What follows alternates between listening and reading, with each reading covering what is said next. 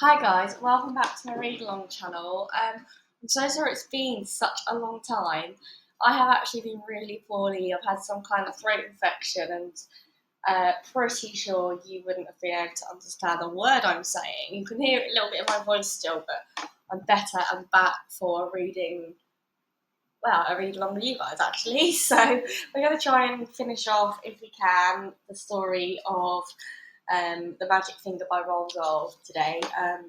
We may get done, we may not. We'll see how we get on, as it's my first one back after a while being poorly. Um, this is all Roald Dahl's own work. I am just reading it for entertainment and pleasure, but I have to let you know that anyway. So without further ado, we finish, I think, on 29. I'm not sure if we've read 29 or not, so I'm just going to read page 29 and go from there. Let's get going, guys. After a while, he said, "That's enough, Sticks. Now I want leaves and feathers, and things like that to make the inside nice and soft." The building of the nest went on and on. It took a long time, but at last it was finished. "Try it," said Mr. Gregg, hopping back. He was very pleased with his work. "Oh, isn't it lovely?" cried Mrs. Gregg, going into it and sitting down. "I feel I might lay an egg any moment." The others all got in beside her. "How warm it is," said William. "And what fun to be living up so high up," said Philip. "We may be small, but nobody can hurt us up here." "But what about food?" said Mrs. Gregg. "We haven't had a thing to eat all day." "That's right," Mr. Gregg said. "So we will now fly back to the house and go in by an open window and get the tin of biscuits when the ducks aren't looking." "Oh, we'll be pecked to bits by those dirty great ducks," cried Mrs. Gregg. "You shall be very careful, my love," said Mr. Gregg. And off they went. But when they got to the house, they found all the windows and doors closed.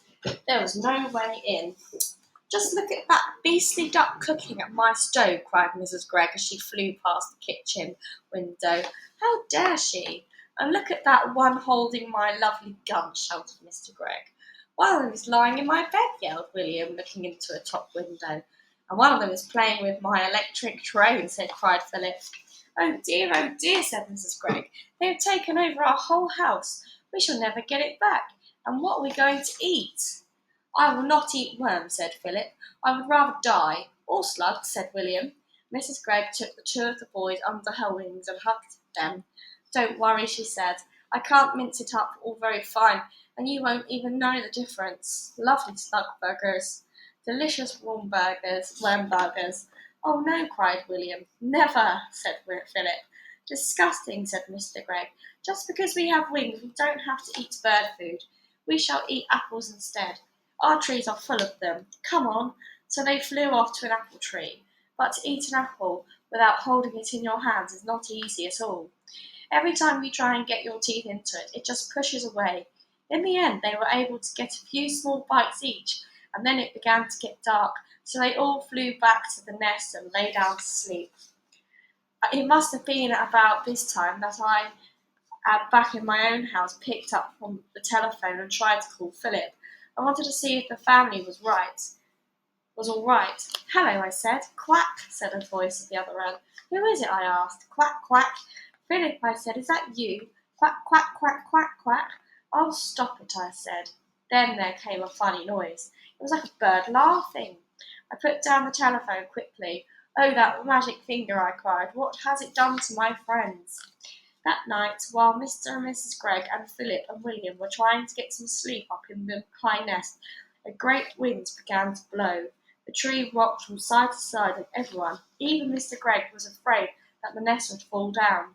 Then came the rain.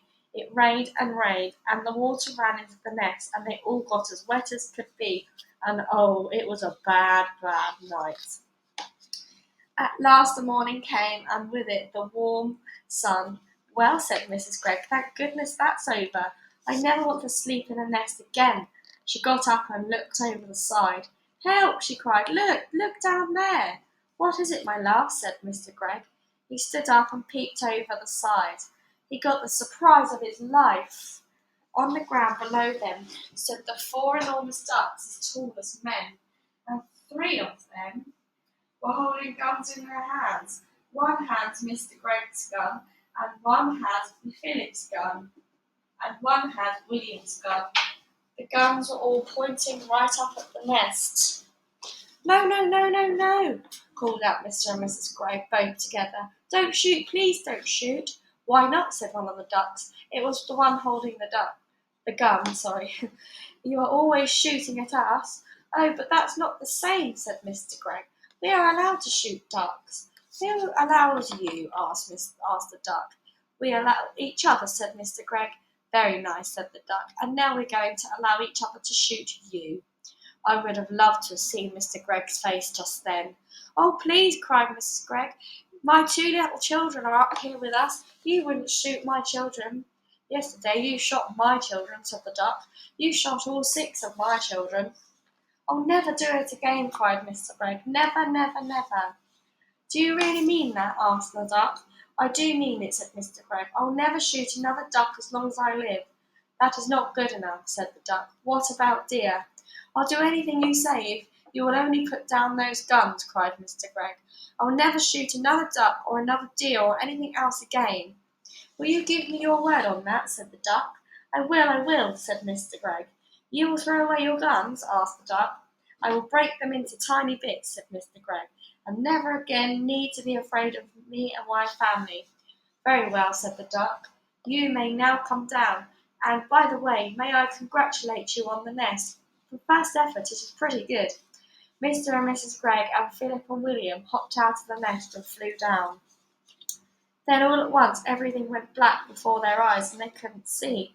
At the same time a funny feeling came over them and they heard a great wind blowing in their ears. Then the black that was before their eyes turned to blue, to green, to red, and then to gold, and suddenly there they were, standing in lovely bright sunshine in their own garden near their own house, and everything was back to normal once again. Our wings have gone, cried Mr. Gregg, and our arms have come back, and we are not tiny any more, laughed Mrs. Gregg. Oh, I am so glad. Philip and William began dancing without joy. Then high above their heads they heard the call of wild duck. They all looked up, and they saw 4 birds, lovely against the blue sky, flying very close together, heading back to the lake in the woods. It must have been about half an hour later that I myself walked into Greg's garden. I had come to see how things were going, and I must admit I was expecting the worst. At the gate I stopped and stared. It was a queer sight. In one corner Mr. Gregg was smashing all 3 guns into tiny pieces with a huge hammer. In another corner Mrs. Gregg was placing beautiful flowers upon 16 tiny mounds of soil, which I learned later were the graves of ducks that had been shot the day before. And in the middle of the yard stood Philip and William, with a sack of their father's best barley beside them. They were surrounded by ducks, doves, pigeons, sparrows, robins, larks, and many other kinds that I did not know, and the birds were eating the barley that the boys were scattering by the handful. Good morning, Mr. Gregg, I said. Mr. Gregg lowered his hammer and looked at me. My name is not Gregg any more, he said. In honour of my feathered friends, I have changed it from Gregg to Egg. And I am Mrs. Egg, said Mrs. Gregg. What happened? I asked. They seemed to have gone completely dotty, all 4 of them. Philip and William then began to tell me the whole story. When they had finished, William said, Look, there's the nest. Can you see it? Right up in the top of the tree. That's where we slept last night. I built it all myself, Mr. Egg said proudly. Every stick of it. If you don't believe us, Mrs. Egg said, just go into the house and take a look at the bathroom. It's a mess. They filled the tub right up to the brim. Philip said they must have been swimming around in it all night, and feathers everywhere. Ducks like water, Mr. Egg said. I'm glad they had a good time. Just then, from somewhere over the lake, there came a loud bang. Someone's shooting, I cried. That'll be Jim Cooper, Mr. Egg said. Him and his 3 boys. They're shooting mad, those Coopers are, the whole family. Suddenly I started to see red. Then I got all very hot all over. Then the tip of my finger began tingling most terribly. I could feel the power building up and up inside me. I turned and started running towards the lake as fast as I could. Hey, shouted Mr. Egg, what's up? Where are you going? To find the Coopers, I called back. But why? You wait and see, I said. They'll be nesting in the trees tonight, every one of them. And that is the end of the Sorry, it actually was a lot quicker than I thought it was going to be. So that is another book done. It's tiny, I know. But thank you again for listening, and thank you for your patience with this one, because I have been very, very poorly. I haven't been poorly like that for a really long time. I had like a horrible buggy thing, and then I went back to work for a week, and then I had like this horrible throat thing that everyone's getting. So thank you again for your patience, and I really enjoyed reading these books to you, and I was very sad that I couldn't, because I had no voice and I was in a lot of pain and feeling really icky, so it's really nice to be back. So without further ado, the next book will be Roald Dahl the Twits. We like a Roald Dahl book on this channel, don't we? But until then, until the next time, thank you again, and goodbye, guys.